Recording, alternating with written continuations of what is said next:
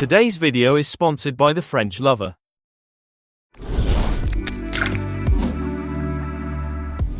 One thing that I learned recently, it's nothing special, but I was really amazed and wanted to share it with you.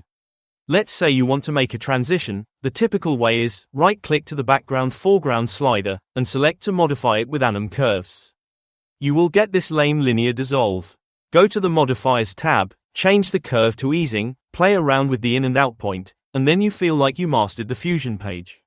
That's what I was doing so far. Instead, you can set the curve to custom. Guess it was always there, but for some reason I never used it before. Adjust the in and out points of the curve and you can make it to behave exactly as you wanted. Where I found this very useful is whenever I want to add some effects in my transitions. Select to modify your slider with the anim curve, go to the Modifiers tab, change the curve to custom, check the mirror box, and here you can play with the curve to make it the way you want.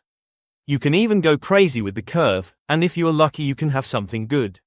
I don't know why I never used this one before, but I guess it's never too late.